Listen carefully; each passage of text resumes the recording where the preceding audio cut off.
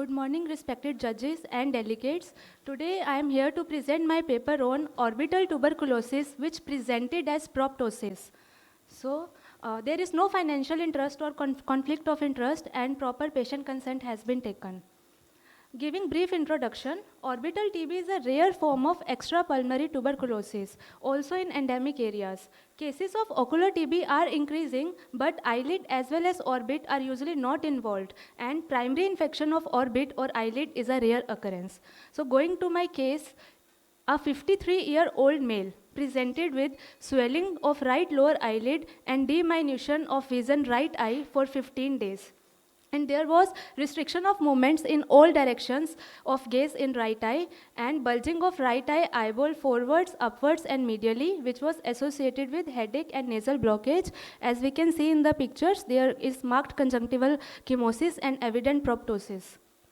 So patient is diabetic and takes medication irregularly, but gives no history of cough, fever or weakness.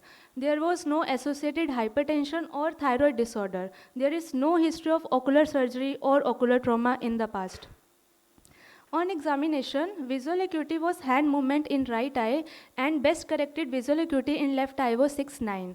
There was conjunctival injection and high IOP, and fundus showed pale optic disc right eye with macular exudates in both the eyes. As we can see in fundus picture here, there is pale optic disc and some macular exudates. On investigations, among significant findings, RBS was 152, ESR and CRP were raised, Montis test was positive, chest X-ray was within normal limits. CT nose and PNS was done, which showed soft tissue thickening, which involved extracorneal compartment of right orbit, but it was extending to orbital apex as well as right cavernous sinus, sphenoid sinus, and right maxillary sinus with some bony erosions. And after that, MRI brain with contrast enhanced MRI orbit was done, which showed extensive enhancing mucosal thickening and inflammation, which involved right maxillary sinus, and it was extending into the right orbital apex and optic foramen, and there was resultant compression of right optic nerve. So histopath from inferior turbinate was taken as patient complained of nasal blockage. So it was examined by ENT department and they took a biopsy which showed mixed inflammatory cellular infiltrates, lymphoid, lymphoplasmacytoid, histiocytoid, neutrophilic and eosinophilic cells with few epithelioid histiocytoid-like cells and multinucleated giant cells. So it was a granulomatous inflammatory cellular lesion of probable tuberculous origin as per histopath report. So among diagnosis and management, proptosis right eye due to orbital tuberculosis diagnosis was made, and with pulmonologist and neurosurgeon's opinion was also taken as there was intracranial extension and they advised no surgical intervention. So patient was put on anti-tubercular therapy, 4-drug regime with pyridoxine and multivitamins. Patient responded well to the treatment and swelling subsided as we can see in the pictures. First one is after a few weeks of treatment and lower one is after 2 months of treatment. With visual acuity was hand movement in right eye, it was at presentation the same due to resultant optic atrophy.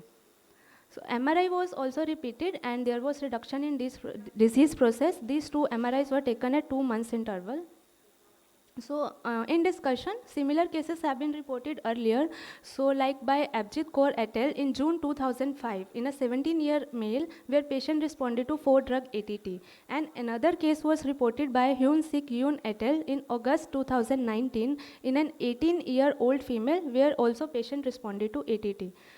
So concluding, high index of suspicion is really required for diagnosing orbital TB, and early diagnosis and management is very necessary to salvage the eye and sometimes to save the life of the patient. These are my references. Thank you.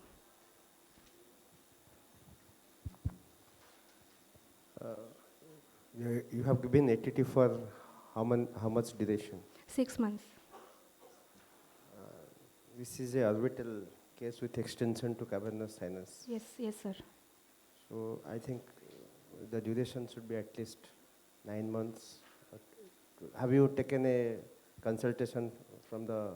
We took consultation from pulmonary medicine department, and as per their advice, we only gave It was not, duration was not advised Have you from our done a side. abdominal ultrasound? Sorry? Chest X-ray was normal. Chest You have X-ray not was- done HRCT. HRCT was also normal, sir. It was done. Abdominal ultrasound? Abdominal ultrasound, patient showed some features of pancreatitis, nothing else. It was treated by medicine department. But histopathology was also not conclusive, but the patient responded to ATT. Yes, patient responded to ATT very Yes, well. present to- Okay, thank you. Thank you.